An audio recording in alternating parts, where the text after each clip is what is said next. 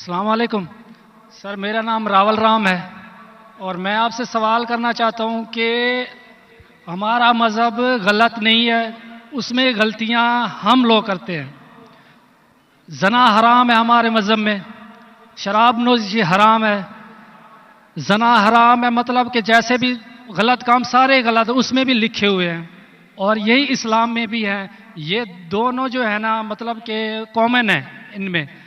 तो अच्छी बातें दोनों तरफ है और सिर्फ इस बुनियाद पर हमें दोज़ख में डाल दिया जाएगा कि हम सिर्फ कलमा नहीं पढ़ते।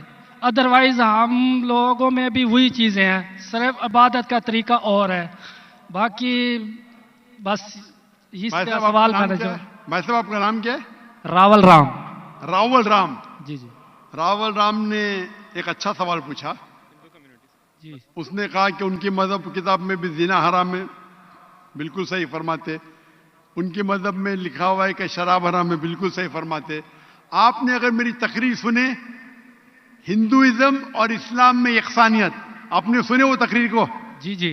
अच्छा, वो तकरीर में लिखा है हिंदू मजहब में दो किस्म के किताबें हैं, एक श्रुति और एक स्मृति। श्रुति मतलब वो किताब जो भगवान की तरफ से आती है, भगवान की तरफ से। स्मृति वो किताब जो इंसानों ने लिखी है।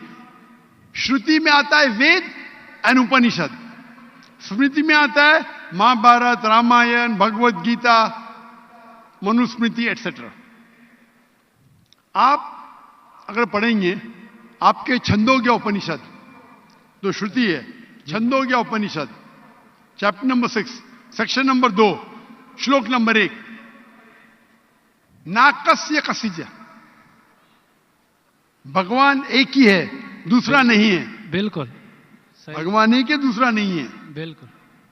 आपके किताब में लिखा है श्वेताश्वेतर उपनिषद चैप्टर नंबर 6 श्लोक नंबर 9, नाकस्य कसिच जनिता न पदीपा, नाकस्य कसिच जनिता न चदीपा। मतलब उस भगवान के कोई वालिदैन नहीं है, ना मां है ना बाप है ना बच्चे हैं। सही। लिखा है श्वेताश्वेतर उपनिषद में चैप्टर नंबर 4 श्लोक नंबर 19, न तस्य प्रतिमा अस्ति। प्रतिमा के मानी होती है संस्कृत में अक्स, picture, photo, statue, idol, painting. न तस्य प्रतिमा अस्ति, उस भगवान की कोई अक्स नहीं, कोई पेंटिंग नहीं, कोई पिक्चर नहीं, कोई फोटो नहीं, कोई स्टैच्यू नहीं, कोई स्कल्पचर नहीं। ये लिखा है यजुर्वेद चैप्टर नंबर 32 श्लोक नंबर 3 में भी, ना तस्य प्रतिमा अस्ति। तो आप अगर भगवान को मानते हैं और भगवान की मूर्ति बनाते हैं तो गलत है। आपके किताब के हिसाब से कुरान मजीद को बाजू रखो, हदीस को बाजू रखो।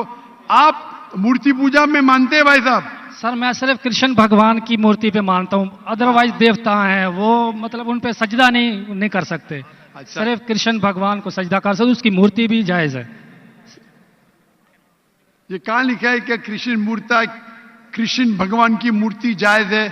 किधर लिखा है? वो सर मेरे हिसाब से वो खुदा है हमारा, इसलिए। बराबर, हमारे हिसाब से मैं भी अल्लाह में मानता हूं, लेकिन अल्लाह की मूर्ति नहीं बना सके वो ही अल्लाह में मानता हूं। अगर अल्लाह की मूर्ति बना सके तो वो अल्लाह ही नहीं है। वलम यकुल लहु कुफुवन अहद। नारे तकबीर। भाई, हमारे गैर मुसलमान भाई मुझसे सवाल पूछ रहे। तकबीर अच्छी बात है, लेकिन अभी सवाल जवाब हो रहा है। तो मेरी दरखास्त है कि जब गैर मुसलमान भाई पूछते तो उन्हें डरने लगना चाहिए। उन्हें लगना चाहिए कि आपस में हम भाईचारा है। सही। उनको डरने लगना चाहिए। डरते नहीं माशाल्लाह, लेकिन आप ऐसा मत करो कि वो डर जाए। नहीं। बराबर ना? तो आप डरिए मत भाई साहब, खाली तकबीर कह रहे। नहीं सर। तो हमारे हिसाब से जी। जिस की मूर्ति बना सके वो अल्लाह ही नहीं, और ये वेद में भी लिखेला है। आप इस्कॉन में मानते? सर वो तसव्वुर है, वो नहीं, हमें भी पता है कि उसमें खुदा नहीं है, वो एक तसव्वुर है। हमारे इसमें खुदा का तसव्वुर करते मूर्ति बनाए तो गलत है।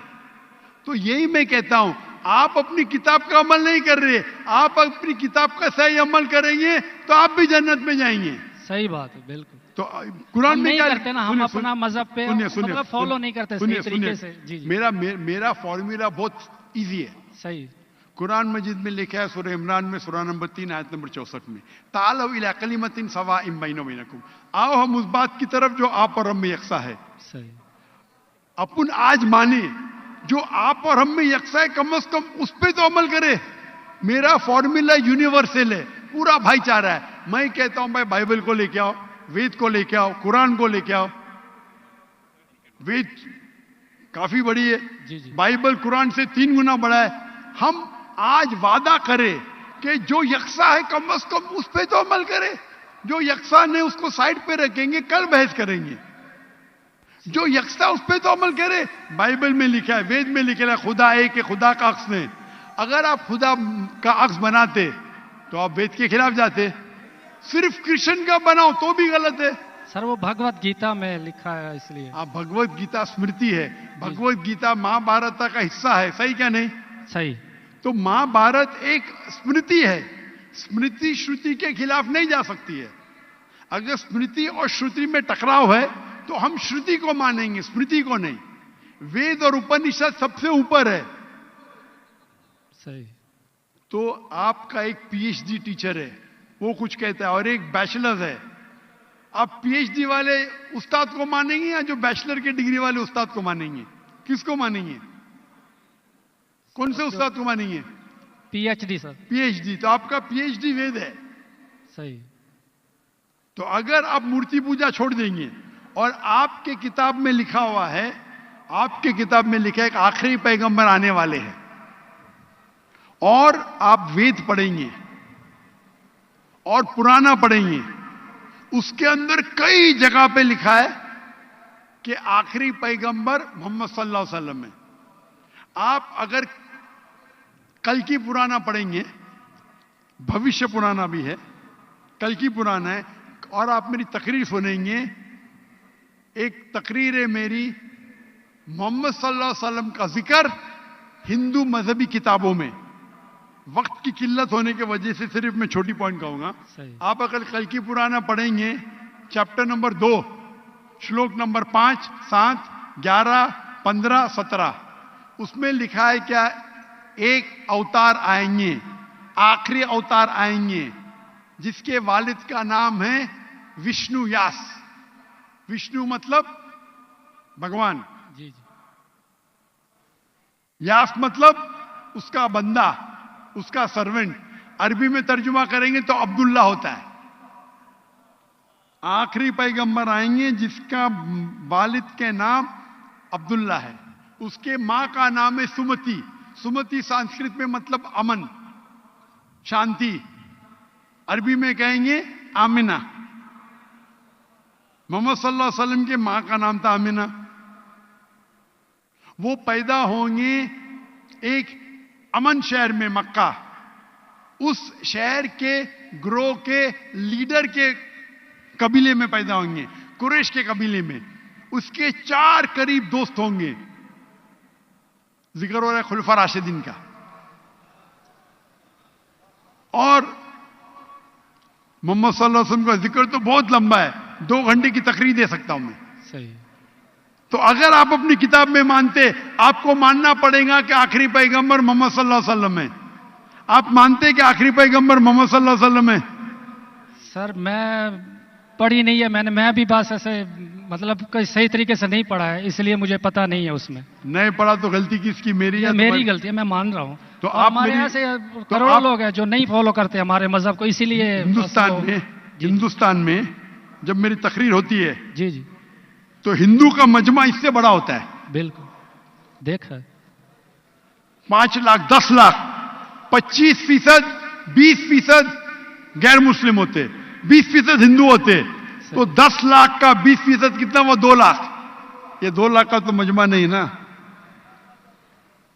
क्योंकि हिंदुस्तानी मुझसे मोहब्बत करते हैं जी, और गैर मुस्लिम भी मोहब्बत करते हैं।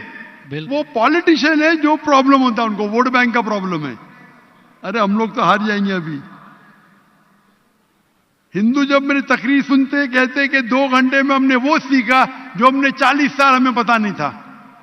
सही। तो मैं अभी जो मैं हवाला दिया, रेफरेंस के साथ आपकी किताब का हवाला दिया, तो आप अगर सच्चे हिंदू है तो आपको मानना पड़ेगा कि एक भगवान है, उस भगवान की मूर्ति नहीं है, उसके आखिरी पैगंबर मोहम्मद सल्लल्लाहु अलैहि वसल्लम है। तो आप अपनी किताब पे अमल करेंगे? जी करूंगा। और जो चीज यकसा है कम से कम उस पर तो अमल करो। जो टकराव है वो बाद में, मैं जानता हूं, मैंने तकरीर की है, इसमें लिखा है कि हिंदू मजहबी किताब में लिखेला शराब पीना हराम है, कुरान में लिखेला है। सही। आपकी मजहबी किताब में यह भी लिखा है कि सुअर का गोश्त खाना हराम है। सही। और आपकी किताब कुरान से सख्त है, उसमें लिखा है कि अगर आप सुअर का गोश्त बेचेंगे तो पैर और हाथ, उल्टे पैर और उल्टे हाथ काटना चाहिए। ये किधर हदीस में नहीं लिखेला है, ना कुरान में लिखेला। आपकी मजहबी किताब मनुस्मृति में लिखा हुआ है कि आप उल्टे हाथ और उल्टे पैर काटो अगर वो सुअर का गोश्त बेचता है तो। सही। तो अगर आप सही हिंदू है, आपकी मजहबी किताब पढ़ो। आपकी मजहबी किताब में लिखा हुआ है कि आखिरी पैगंबर आएंगे और आखिरी पैगाम देंगे। आखिरी पैगंबर मोहम्मद सल्लल्लाहु अलैहि वसल्लम है और आखिरी पैगाम है कुरान मजीद। सही। तो अगर आप सच्चे हिंदू हैं तो आपको कुरान मजीद और मोहम्मद सल्लल्लाहु अलैहि वसल्लम की बात मानना पड़ेगा। आप देखेंगे हिंदुस्तान में हजारों की तादाद में हिंदू इस्लाम कबूल किए। अल्लाह हिदायत दिया, मेरे वजह से ने, अल्लाह ने उन्हें हिदायत दिया कि मेरे तकरीर के बाद कई लोग, चाहे मजमे में चाहे घर पे, अल्लाह उन्हें हिदायत दे रहा है। मैं आपसे पूछना चाहता हूं, आप मानते हैं कि अल्लाह के आखिरी नबी मोहम्मद सल्लल्लाहु अलैहि वसल्लम है? सर मैंने अभी देखना है, जाकर पढ़नी है किताब, अगर उसमें है तो ठीक है, सही बात है। तो मेरी आपसे दरखास्त है कि आप मेरा वीडियो कैसेट जी। हिंदुइज्म और इस्लाम में यकसानियत देखिए जी। और उसको देखने के बाद अगर कोई सवाल है तो मुझसे पूछिए। अगर आपको यकीन आता है तो हक है, तो मैं आपको दावत देता हूं कि हक का पैगाम को एक्सेप्ट करो और इंशाअल्लाह ये आपके लिए राह नजात बनेंगी इंशाअल्लाह।